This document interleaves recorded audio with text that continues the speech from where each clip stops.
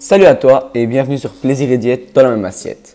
On se retrouve aujourd'hui pour cuisiner une recette un peu plus longue que d'habitude, mais je pense que ça en vaut la peine. Donc si tu aimes la tarte au riz et que tu es à la diète, je pense que c'est mieux que tu restes jusqu'au bout parce que je vais te montrer comment cuisiner une recette de tarte au riz saine pour que tu puisses manger 1 à 2 parts de tarte au riz par jour sans pour autant prendre trop de sucre et trop de calories. D'ailleurs, j'en mange quand j'en fais une. La tarte part en 2-3 jours parce que j'aime en manger et ma famille aussi. Parce que c'est bon pour tout le monde, pas que les gens qui sont au régime. Ou à la diète bien sûr. Pour les calories, comme je te disais, pour une part c'est 190 calories, 29 g de glucides, 3 g de lipides et 12 g de protéines. Donc comme tu le vois, au niveau des lipides, c'est ce qui fait la différence avec une tarte normale. Et pour le sucre, je n'en mets pas. Pour les ingrédients, tu vas avoir besoin d'un petit peu d'eau, vraiment un très petit peu, genre 10 ml.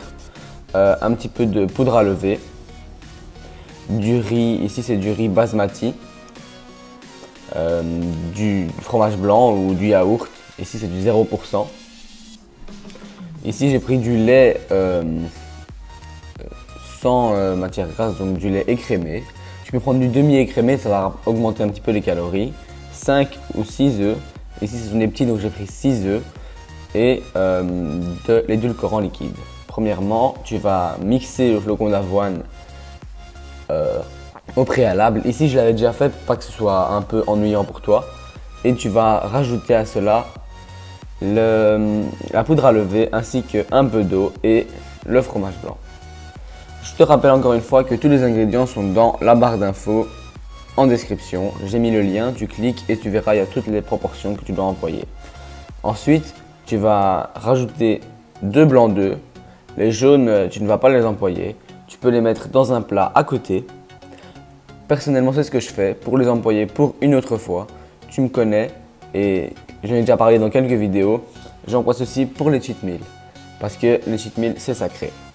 Ensuite, tu vas rajouter un peu d'édulcorant. Tu en mets un peu dans la pâte parce qu'on en mettra encore après dans la mixture pour faire le riz. Voilà, ensuite tu mélanges bien et je t'ai épargné cela et tu vois ce que ça va donner. Plus ou moins une boule. Ensuite quand c'est fait, tu vas la laisser reposer. Tu la couvres avec du papier cuisson ou un autre papier. Et tu le mets au frigo pendant environ 30 minutes. Et après tu verras ce que tu vas faire.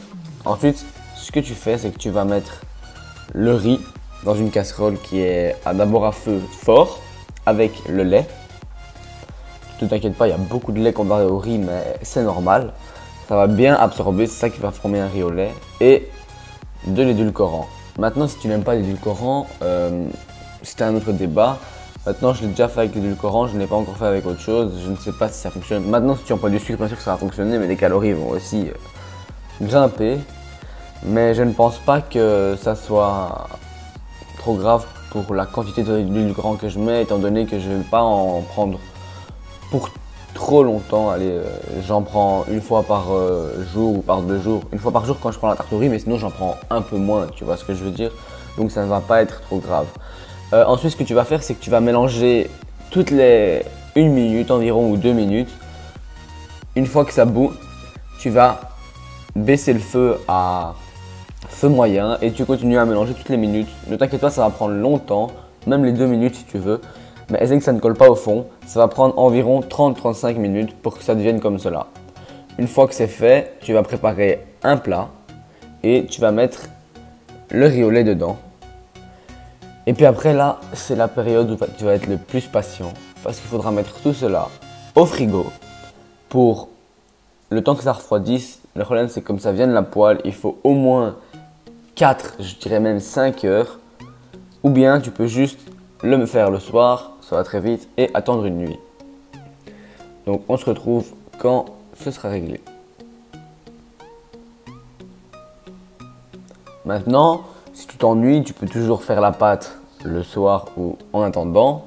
Maintenant, moi je peux aussi te conseiller de la faire après. Et si tu vois que la pâte était assez dure après une demi-heure à 1 heure au frigo, tu vas la rouler avec un rouleau ou avec tes mains si tu n'en as pas comme je l'ai fait. Et tu vas voir qu'elle était très fine.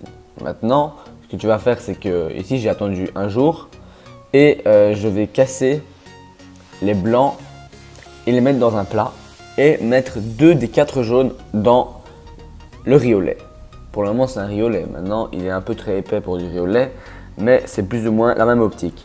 Ce que tu vas faire avec les 2 autres jaunes, c'est que tu vas les laisser de côté, comme je t'avais déjà dit juste avant, mais les blancs, tu vas toujours les mettre dans le même plat là-bas. Fais attention à ne pas casser un petit morceau de jaune dans le blanc parce que sinon, on va devoir le monter en neige et ça ne va plus très bien fonctionner. Donc premièrement, tu vas casser les 2 petits jaunes et les mélanger avec le riz au lait pour que celui-ci devienne déjà un peu plus pâteux et qu'on attende un petit peu après pour ajouter le blanc en neige et que ce soit plus facile à faire. Donc pour le blanc, tu vois qu'ici j'ai 4 blancs d'œufs. J'ai pris un grand récipient, ne t'étonne pas, c'est parce qu'avec le blanc en neige ça va être plus facile à monter. Tu rajoutes une pincée de sel si tu as envie, ce n'est pas nécessaire. Ça va prendre juste un peu plus de temps et puis tu vois que le blanc en neige, il est bien monté. Maintenant ce que tu vas faire, c'est que tu vas incorporer le blanc en neige dans la préparation en plusieurs fois. Ici je l'ai fait en 3 fois, tu peux le faire en 4 fois si tu es bien prudent et patient. Et ce que tu vas faire, c'est que tu vas toujours mélanger dans le même sens pour que les bulles d'air qui se sont formées dans le blanc en neige ne soient pas pétées, cassées, etc. Parce que sinon, ça veut dire que ça ne va plus être aussi moelleux. Donc ce que tu fais, c'est que tu mélanges toujours dans le même sens et doucement, tu viens chercher en bas, tu ramènes en haut. Toujours dans le même sens comme ça. Ça va te prendre aussi un petit peu de temps parce qu'il faut le faire doucement pour que la tarte fonctionne. Donc je dirais environ 5 minutes de mélangeage. Ensuite, à la fin, j'ai mis un peu plus de pâte en un coup, mais c'est parce que j'ai l'habitude. Mais tu peux très bien le faire encore en 2 fois, ce qui est mieux d'ailleurs. Je me rends compte que j'ai oublié de te dire comment il fallait faire un blanc en neige. C'est très simple. Il faut soit employer un batteur. Donc, tu vas mettre le batteur et tu le fais tourner jusqu'à ce que ça fonctionne. Ou bien, tu peux aussi employer un fouet. Là, il faut vraiment avoir de l'huile de gras. Ensuite, ce que je t'ai dit de faire, c'est que tu vas mettre la pâte que tu as faite dans un moule à tarte. Ici, j'ai une papier sulfurisé en dessous pour que ça ne colle pas. Tu peux aussi mettre un petit peu d'huile et de farine. Et ensuite, tu vas rajouter la préparation au riz que l'on a faite juste avant. Tu vas bien étaler tout cela avec une spatule pour que ce soit uniforme en haut, que ce soit partout la même taille. Et puis, ce que tu vas faire, c'est que tu vas préchauffer ton four à 180 degrés. Une fois que c'est fait, tu peux bien remarquer qu'il y en a une bonne texture et crois-moi que quand tu vas le prendre, ce sera pas mal lourd. Hein. Tant mieux, c'est ce qu'on veut, beaucoup de volume pour peu de calories, c'est ça qu'on veut. Donc ensuite, tu vas le mettre au four pendant 30 à 35 minutes et voilà le résultat. Franchement, je suis assez fier de moi. Maintenant, tu dois le laisser refroidir. Je dirais encore 1 ou 2 heures si tu veux le manger tiède ou bien même la nuit si tu veux qu'il soit froid. Tu verras, ce sera une bonne texture. Et j'espère que cette vidéo t'aura plu. Tu vois bien ici que la texture, c'est ce qu'on veut. À la prochaine pour une autre vidéo et une autre recette.